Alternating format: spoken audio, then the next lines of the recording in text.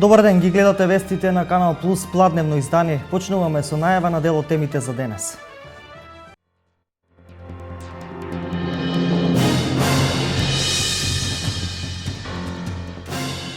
Во Штипската касарна Јане Сандански се слави денот на првата механизирана пешадиска единица.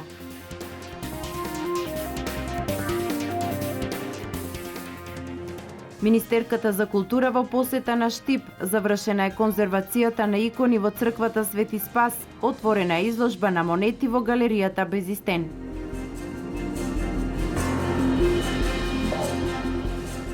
Супер храна, богатство на хранливи состојки, најмногу антиоксиданси. Така се цени гоџи бобинката, која се повеќе се одгледува и кај нас.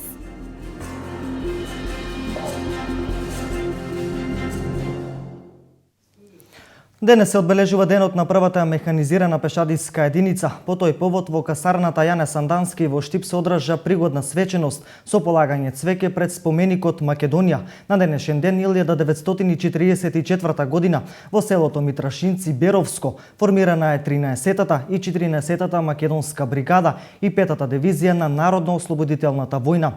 Овој ден првата механизирана пешадиска единица во касарната Јане Сандански го слави со свечена академија и војничко дефиле.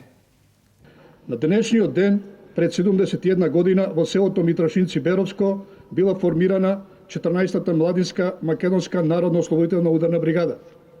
Својот борбен пат бригадата го започнала на 18 септември 1944 година во реонот на селото Будинарци со задача да го запре напредувањето на фашистските сили кон Виница. Следната задача на бригадата била изведување на операција за ослободување на Кочани, а потоа го продолжува својот борбен пат по десната страна на реката Брегалница на правецот Кочани-Штип Свети Николе.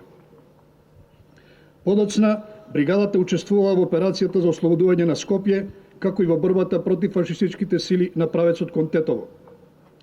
На 12 јануари 1945 година борбениот пат на бригадата продолжил со учество во борбите за пробивање на крвавиот Сремски фронт помеѓу Шид и реката Дунав. Во борбите за пробивање на Сремскиот фронт бригадата имала најголеми загуби во жива сила. Денес посета во Штип е министерката за култура Елизабета Канчевска-Милевска. Имаше работна средба со управата на Штипскиот музеј, пошто ја посети изложбата на монети во уметничката галерија Безистен. Министерката Милевска беше и во црквата Свети Спас, каде пред известно време заврши реставрацијата и конзервацијата на црковните фрески и икони.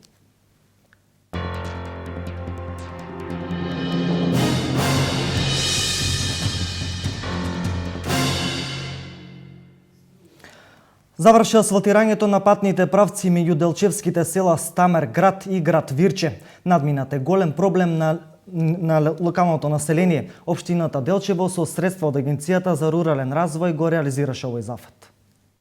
Заврши асфалтирањето на патните правци село град, село Вирче и село Стамер, село град, како што најави и пред 15 на дена кога започна асфалтирањето на патниот правец село град, село Вирче, успешно се заврши уште еден проект кој е од огромно значење и во интерес на жителите кои живеат во овој дел од Пијанечкиот регион.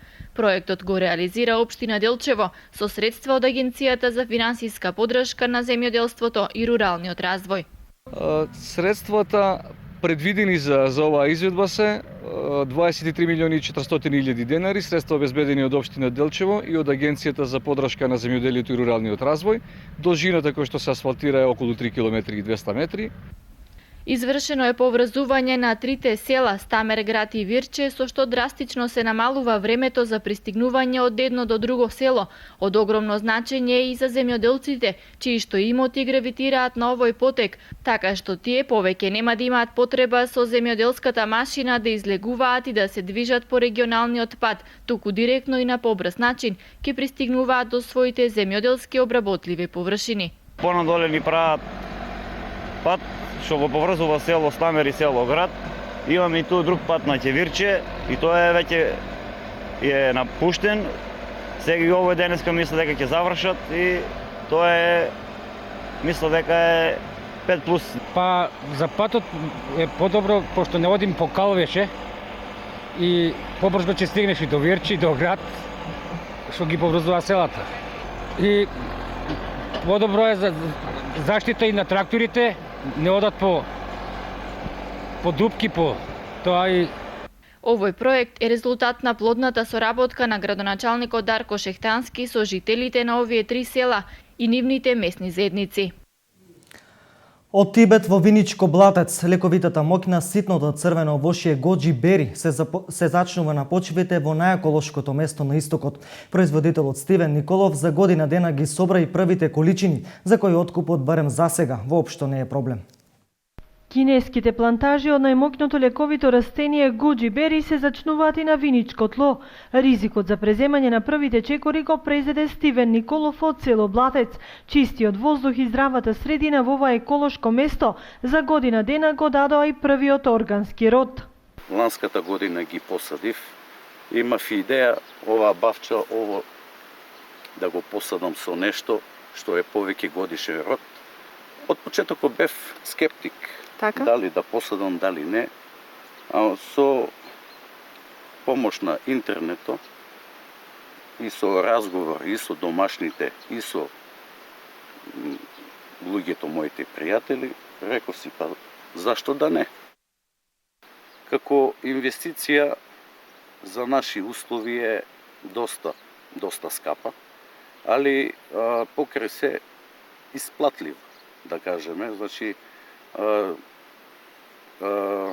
како да ви кажам, Има ли пласман? има пласман, не имам, па највеќе ради тоа е, значи, исплатлива инвестицијата, пошто се враќат за година не, али па за 2 до 3 години се враќа целата инвестиција.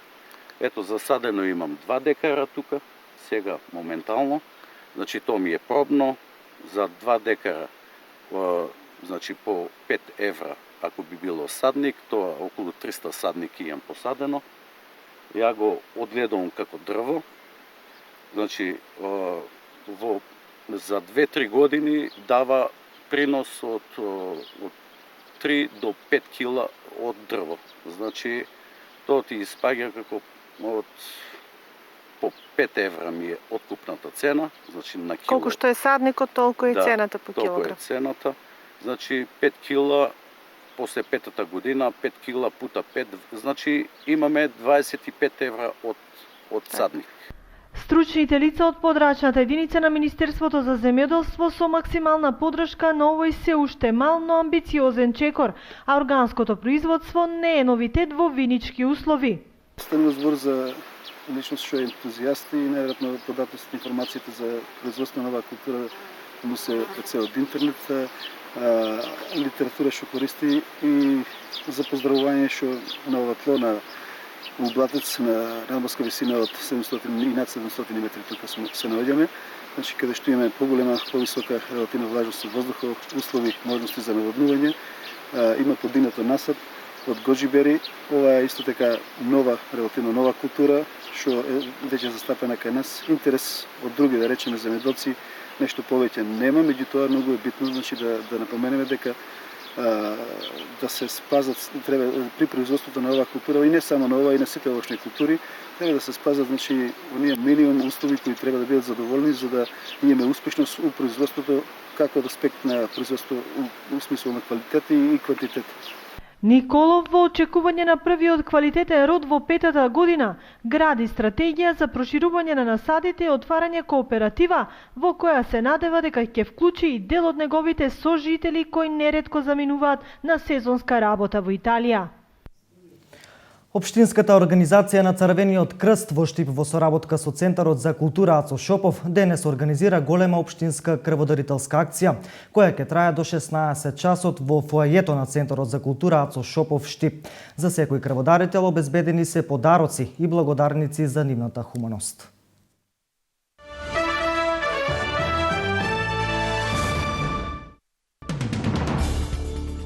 Силен земјотрес со јачина од 8,3 степени, според Рихтеровата скала го погоди Чиле и во кој загинаа најмалку 5 лица. Евакуирани се околу 1 милион луѓе, изјави представникот на Министерството за внатрешни работи. По главниот удар следеле неколку силни вторични потреси, јави американските медиуми. Имало силно тресење на зградите во престолнината Сантјаго, а мали бранови цунами предизвикале поплави во неколку крајбрежни градови. Унгарија ќе подигна ограда по должина на границата со Хрватска, изјави унгарскиот премиер Виктор Орбан во разговорот за австрискиот дневен весник. Ќе подигнеме ограда и на некои места на границата со Хрватска, вели Орбан и додава дека е донесена одлука и за подигнување на ограда на границата со Романија. Откако Унгарија во вторникот ја затвори својата граница кон Србија, на која изгради ограда висока до 4 метри и долга 175 километри, за да ги спречи легалните минувања на емигрантите и бегалците. Тие се свртија кон Хрватска како рута на својот пат кон богатите западноевропски земји, кои благонаколно гледаат на нивното доаѓање, како Германија и Шведска. Еден суматарски тигар од зоолошката градина во полскиот град Вроцлав утрово нападнал и убил еден од чуварите во текот на рутинското чистење на неговиот кафез, соопшти потпаролот на локалната полиција. Според наводите на локалната телевизија, чуварот имал 20 годишно искуство во водење сметка за тигрите. Инаку зоолошката градина во Вроцлав од утре треба да биде домаќин на меѓународна конференција на директори во зоолошки градини од Европа.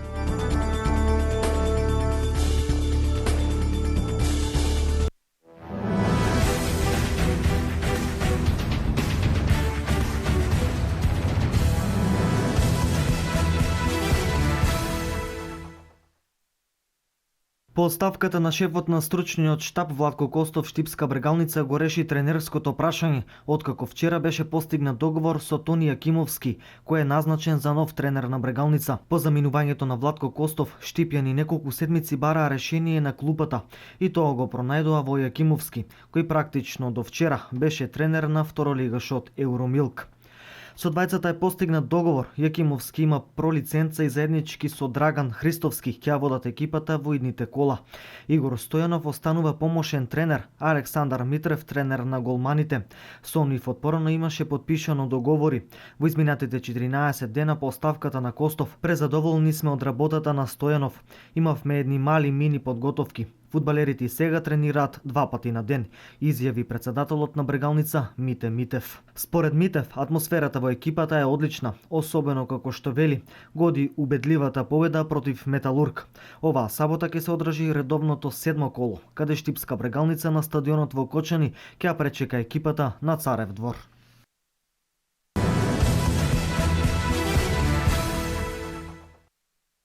Познати се термините за мечевите во Лигата на шампиони до крајот на 2015 година. Од ЕХФ ги соопштија термините за сите надпревари на Вардар во Лигата на шампионите во ракомет до крајот на 2015 година, освен гостувањето во Барселона. До сега беа познати термините до петото коло, кога Вардар го пречекува Киелце, а сега се познати и преостанатите две домашни средби со Барселона и со Колдинг за гостувањето во Полска. Единствено се чека Барселона да прецизира кога во периодот од 11 до 15 ноември ќе му биде домаќин на Вардар. Последниот меч во 2015 година се игра на 5 декември, а потоа следува паузата до февруари, кога ќе се доиграат последните 4 кола. Во првото коло Вардар ќе гостува во Монпелје, а во второто коло Вардар ќе ја пречека екипата на Пик Сегет.